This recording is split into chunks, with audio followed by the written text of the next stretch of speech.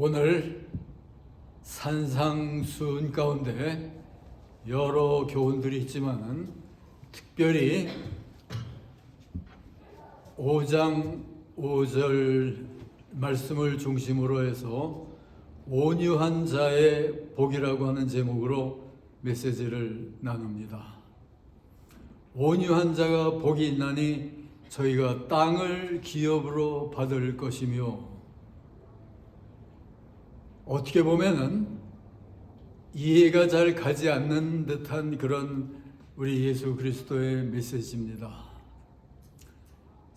당시의 세상 사람들, 참 땅을 차지하고 승리하는 사람들은 강한 자들이요, 욕심이 많은 사람들이요, 교만한 사람들이요, 잘난 사람들이요, 그렇게들 생각하고 상식으로 받아들이고 있는 그때 예수님의 말씀은 너무나도 세상 사람들의 생각과는 다른 내용이었습니다.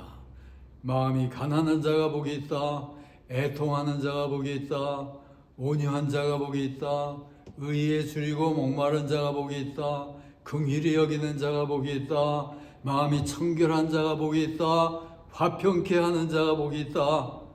너무나도 당시의 사람들에게, 그리고 오늘 우리들에게도 많이 생소한 그런 교훈들입니다. 이스라엘 민족이 BC 63년도 폼페이 로마 장군이 그들을 점령하면서 완전히 로마의 속국으로 만들면서 그들의 이스라엘 민족의 운명이 완전히 땅에 떨어져 버리고 말았습니다. 그 이후에 이스라엘 민족의 역사는 로마 정권이 임명해주는 분봉 왕에 의해서 통치가 되는 속국이 돼버리고 마치 한국이 일본에게 점령을 당하고 속국이 됐던 것과 같은 그런 상태, 비참한 상태로 놓여 있게 됐습니다. 그러다 보니까 사람들은 우리를 이와 같은 속국 상태에서 구출할 수 있는 구원자가, 메시아가 있어야 되지 않겠는가, 그런 마음으로 모두들이 살고 있었습니다. 그럴 때 이제 등장하신 인물이, 메시아로 등장하신 인물이 예수 그리스도입니다. 근데 그는 오셔서 정말 그들이 기대하는 대로의 무력으로 나라들을 점령하고 자기들을 해방시킬 그런 메시아가 아니고, 정말 아무것도 가진 것도 없고 연약하게 보이는 인물 예수 그리스도였습니다. 그럴 때 사람들이 그를 보면서 네가 무슨 왕이냐? 영토도 없고 왕자도 없고 왕관도 없고 네가 무슨 왕이란 말이냐? 이건 말도 안 되는 소리다.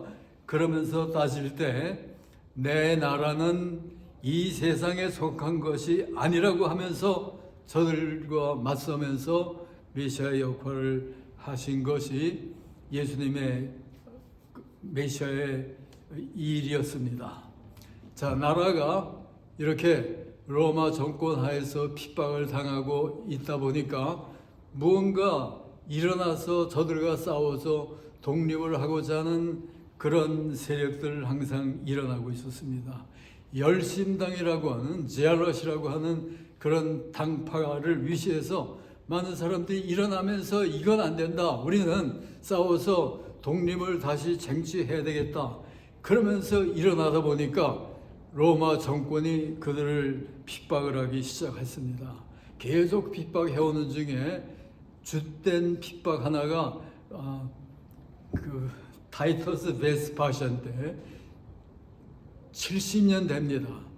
그때 저들이 반기를 들고 일어나다 보니까 그가 핍박을 하면서 많은 사람들을 그냥 잡아다 죽이기 시작할 때, 그때 인구가 세계 인구가 몇 안 될 때 유대인 100만, 110만 정도를 그대로 무참하게 죽여버리고 말았습니다. 이것이 이스라엘 민족의 역사이고, 그 이후에 베스파시안 이후에 헤이드리안이라고 하는 이 왕이 또 일어나면서 그 후에 완전히 이스라엘 민족을 휩쓸어 버리고 다 죽여버리는 그런 참상이 계속해서 일어나고 있었습니다. 그러니까 옛날이나 지금이나 뭔가 칼을 휘두르고 무력을 가지고 있으면은 무엇라도 할 수 있는 무력 지상주의 그런 시대가 열려 있었고, 그것이 이스라엘 민족의 운명이었습니다.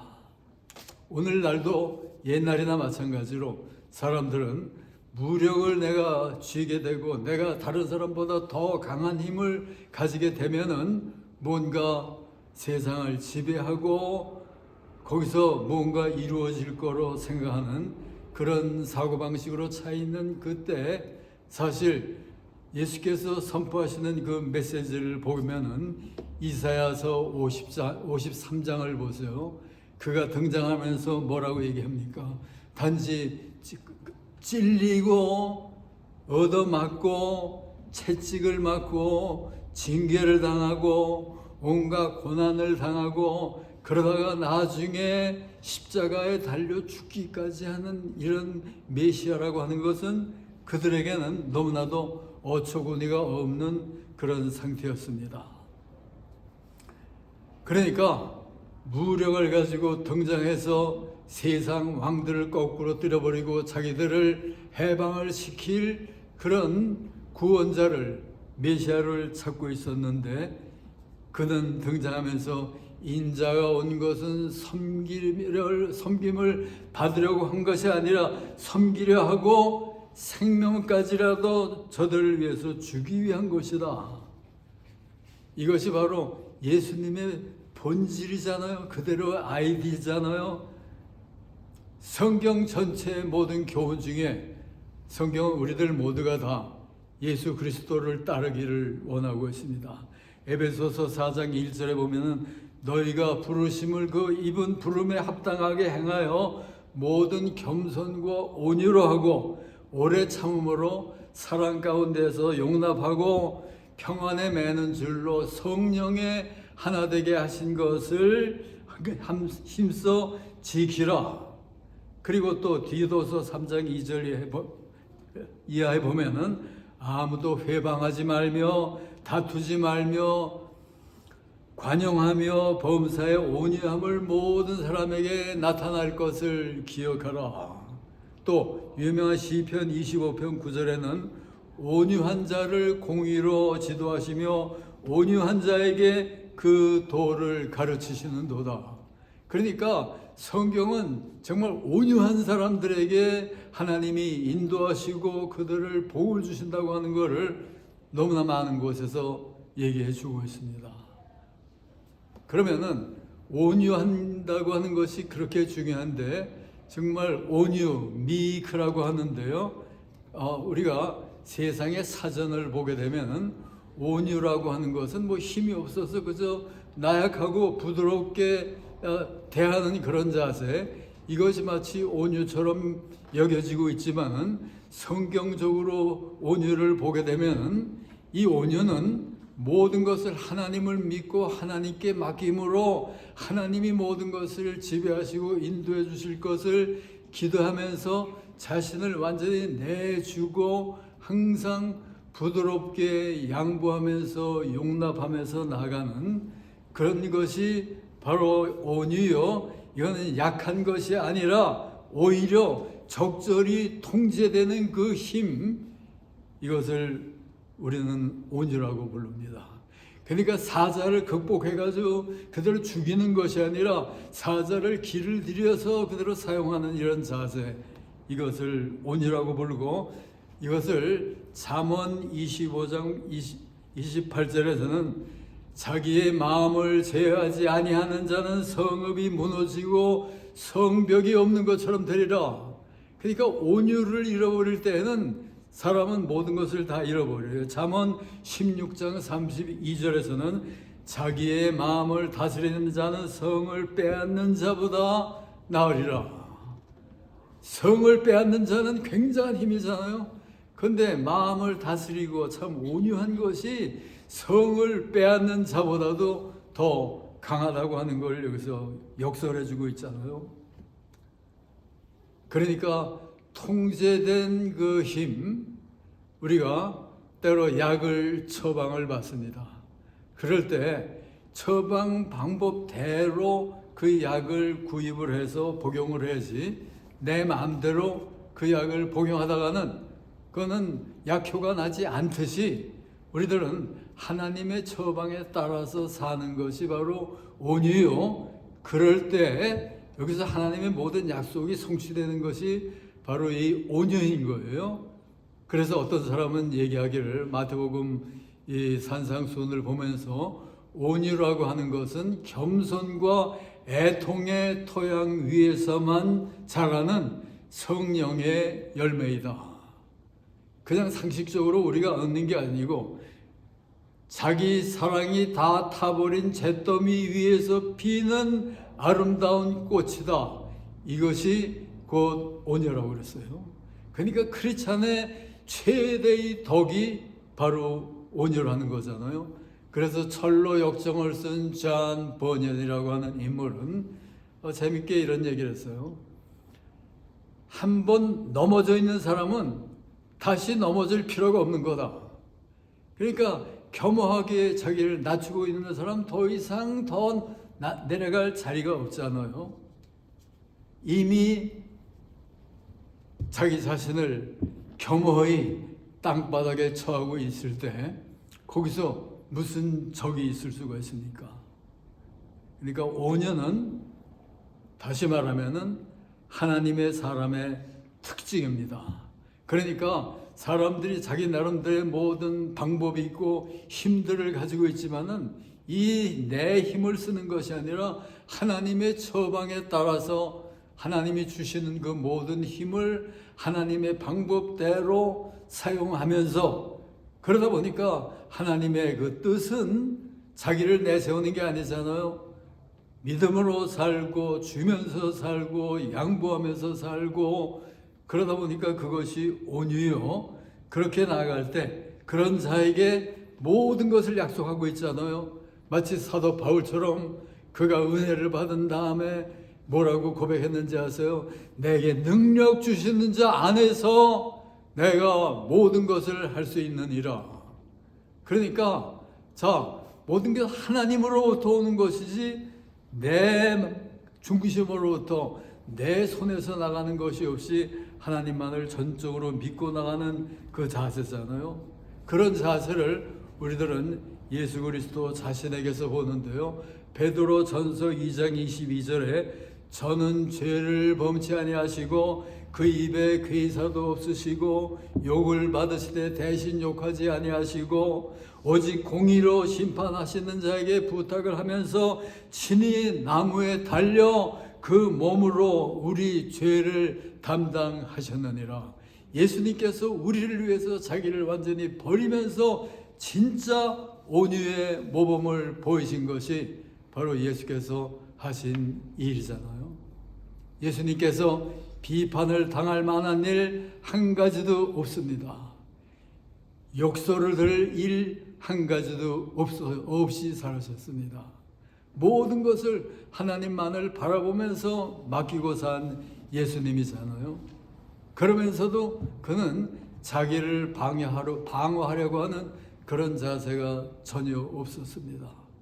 그렇지만은 때로 세상의 세력이 이 거룩한 하나님의 세력을 항거하면서 성전을 부수는 일을 하고 하나님의 역사를 깨는 일을 할 때에는 성전에서 돈 바꾸는 일을 하고 그럴 때에는 채찍 들고 사람들 테이블 엎어가면서 내쫓아버리신 것이 바로 예수님, 온유하신 예수님이 오직 하나님만을 섬기고 하나님만을 지키기 위해서 행하는 그 힘, 이것을 우리들은 온유라고 합니다. 베드로가 말고의 귀를 쳐서 정말 상할 때 예수님께서 뭐라고 하셨습니까? 칼을 쓰는 자는 칼로 망할 것이라고 하면서 이런 무력 사용을 전적으로 배격을 하면서 끝까지 온유하셨던 것이 예수님께서 하신 일이잖아요. 정말 우리 모두가 다 살면서 온유한 사람들이 되지만 됩니다. 우리의 상황이 어떤 가운데 있을지라도 우리들은 정말 예수님처럼 온유한 그런 자세 항상 취하다 보면은 하나님이 함께 하시잖아요. 우리들은 아브라함이 그 롯과 함께 갈대아 우르를 떠나서 계속 진행을 하면서 저들의 세력이 커지고 재산이 늘어나고 그러다 보니까 롯의 모든 종들과 아브라함의 종들이 충돌이 되잖아요. 그럴 때 계속 함께 합리해서 나갈 수가 없을 때, 야, 이제는 우리가 아무래도 갈라서야지만 뭔가 화평하게 우리가 진행할 수 있겠구나. 그랬을 때 아브라함이 어떤 자세를 취했습니까? 아브라함은 약속의 아들로 모든 것을 다 그대로 쥐고 있는 그지만은 롯을 보면서 뭐라고 얘기했는지 아세요? 야, 네가 원하는 거 먼저 취해. 네가 좌하면은 내가 우할게. 네가 오른쪽을 택한다면은 내가 왼쪽 나머지 택할게. 내 모든 특권, 내 권리를 그대로 부정을 하면서 상대방을 위해서 나를 포기하고 들이던 그 자세, 이것이 바로 아브라함의 자세요. 아브라함의 그런 온유잖아요. 그런 아브라함을 하나님이 어떻게 다루셨습니까? 이것이 놀라운 온유의 축복인 거예요. 아이들에게 요셉 얘기를 했습니다마는 요셉도 자신을 완전히 버리고 남을 위한 생각으로 살다 보니까 하나님이 요셉을 너무나도 놀랍게 축복을 하셨잖아요. 그런 인물 가운데 또 대표적인 인물 하나를 든다면 킹 다윗 임금, 그는 사실 그가 등장을 하고 그러면서 두각을 나타내기 시작할 때 사울 왕이 그를 그냥 그만 놔두질 않잖아요. 무슨 방법을 쓰건 이 나의 대적처럼 여겨지는 이 다윗을 없애버려야지만 되는 거예요. 얼마나 계속해서 착을 던지기도 하고 온갖 방법으로 쫓아다니면서 괴롭히고 죽이려고 하고 그러기를 너무나도 계속 하잖아요. 그럴 때 그를 대항해서 싸우던 다윗을 한번 생각을 해보세요. 그러다 보니까 얼마든지 다윗은 이 사울을 처치할 기회가 있잖아요. 그가 잠들어 있을 때, 그리고 얼마든지 그 상황이 내가 사울을 잡아서 죽이려면 얼마든지 없애버릴 수 있는 그런 상황이 있을 때에도 그가 어떤 자세를 취했는지 아세요? 다윗의 여호와의 기름 부음을 받은 내 주를 치는 것은 여호와의 금하시는 일이라. 여호와께서 정하시고 여호와의 계획대로 여호와께서 임명하시고 사용하시는 그런 사울 내 대왕을 내가 친다고 하는 것은 이거는 하나님이 원하는 일이 아니니까 그를 얼마든지 잡아 죽일 수 있을 때에도 옷깃 하나 그냥 잘라서 내가 당신을 죽일 수 있을 때도 죽이지 않고 이렇게 옷깃 한 군데 베어내고 말았습니다. 내가 이렇게 당신을 사랑하고 아끼고 있습니다. 원수 같은 사울이지만은 죽일 수 있을 때 죽이지 아니하고 나아가던 이 다윗의 이 온유, 그리고 아브라함의 온유, 이것이 바로 세계의 역사를 만드는 온유잖아요. 온유라고 하는 것이 역사를 창조합니다. 여러분, 우리가 지난주에도 우리 마태복음 첫 부분을 우리가 공부했잖아요. 거기에 보면은 너무나 중요한 메시지가 나오잖아요. 어떤 메시지입니까? 아브라함과 다윗의 자손 예수 그리스도의 족보라, 혈통이라. 그러니까 예수 그리스도 구세주로서 메시아로서 온 세계를 구하기 위해서 오신 가장 중요하고 귀한 그가 오실 때 누구를 통해서 옵니까? 아브라함과 다윗의 자손.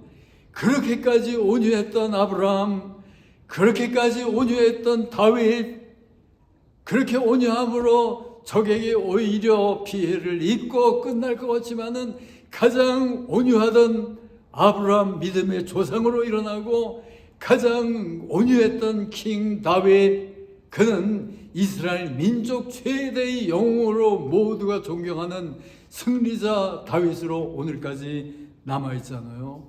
여러분, 이것이 바로 온유의 비결이요 온유의 승리의 터전입니다.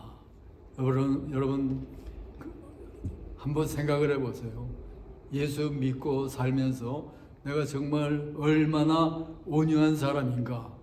마태복음 5장 5절, 온유한 자가 복이 있나니 저희가 땅을 기업으로 받을 것이며, 땅을 기업으로 받는다고 하는 거, 여기 팔복 가운데 온갖 축복들이 다 있지만 최대의 축복 아닙니까? 땅이라고 하는 건 존재의 터전이잖아요.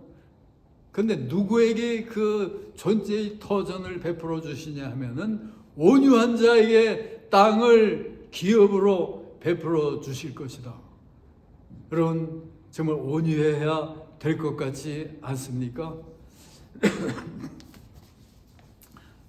제가 카나다에서 오래 사역하는 동안에 여러 사물들을 관찰하고, 그런 중에 카나다에도 유명한 대학들이 여러 가지가 있는데요. 워터루 대학이 있고, 몬트리올에 가게 되면은 맥길 대학이라고 하는 유명한 대학이 있습니다. 그런데 그 대학을 연구하다 보면은 유명한 대학의 그 스토리 하나가 계속 전개되고 있어요. 어떤 얘기냐면은 오래전에 그 학교에 토마스 스튜어드라고 하는 한 학생이 등록을 하고 공부를 하고 있었는데, 사고를 당해서 한쪽 눈이 상해가지고 애꾸가 돼버렸습니다. 한쪽 눈밖에는 쓸 수가 없게 되고, 그런데 그런 상태로 가만히 있을 수 있는 게 아니고, 눈이 그대로 놔두면 안 되니까 빼버려야지만 되는 그런 상태, 대수술을 받아야지만 됐습니다. 그래서 그가, 이 토마스가 입원을 하고 수술을 받게 됐습니다. 수술을 받으려니까 전신 마취를 하고 수술을 해야 되잖아요.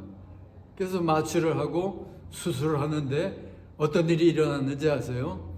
의사의 실수로 멀쩡한 눈을 그대로 빼버리고 말았어요. 그러니까 이 토마스는 한 눈 잃어버린 데다가 멀쩡한 눈을 빼버림을 당하니까 그냥 두 눈을 다 잃어버리고 그대로 소경이 돼버렸습니다. 얼마나 충격적이고 비참한 일입니까? 토마스 스튜어드인데, 그렇지만은 그는 공부에 열정적이었고, 그렇지만은 계속해서 나는 공부를 해야 된다, 소경이 됐지만은, 그러면서 대학을 마치고 법과대학에 들어가서 계속 학업을 하고 있었는데, 그를 누가 도왔는지 아세요? 그 동생인 윌리엄 스튜어드라고 하는 정말 너무나도 온유했던 착한 동생이 있었어요. 야, 형이 이렇게 소경까지 됐으니까 내가 도와서 내 형 토마스로 하여금 모든 공부를 다 마치도록 만들겠다.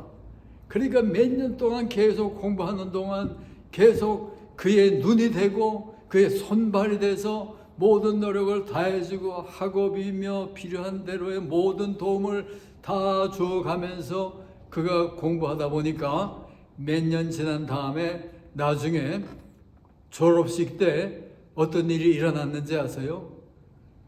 소경이었던 토마스 스튜어드 1등으로 졸업을 하고, 그 동생 윌리엄 스튜어드, 형을 위해서 자신을 완전히 드렸던 이 윌리엄은 2등으로, 전교에서 대학에서 2등으로 졸업을 하면서 역사적인 사건이 돼버렸습니다. 이것이 바로 맥길 대학의 역사요. 너무나도 아름다운 이 정말 온유한 자의 이 승리와 축복을 우리에게 보여주는 너무나도 위대한 일이잖아요. 여러분, 하나님은 우리들 모두가 다 온유해지기를 원합니다. 내가 정말 온유한 인물인가? 여러분, 우리가 온유해야 되는 것은 이 온유가 바로 예수님의 일이었고, 그런 온유의 자세로 살다 보니까 하나님이 함께하면서 땅을 기업으로 받으면서 모든 은혜와 축복을 누리는 놀라운 그 승리의 길, 이것이 바로 주님의 길이요 우리들 모든 승리자 모든 성도의 길입니다. 온유한 성도들에 대해서 이 놀라운 승리의 축복을 다 누리는 우리 교회 모든 성도들 다 되시기를 주의 이름으로 축원합니다. 하나님, 감사와 영광을 돌립니다. 오늘 주님의 이 마태복음의 산상수훈을 통해서 정말 너무나도 놀라운 교훈, 온유한 자가 복이 있나니 저가 땅을 기업으로 받을 것임이라. 정말 최대의 축복은 온유한 자에게 임하는 것을 우리가 배웠습니다.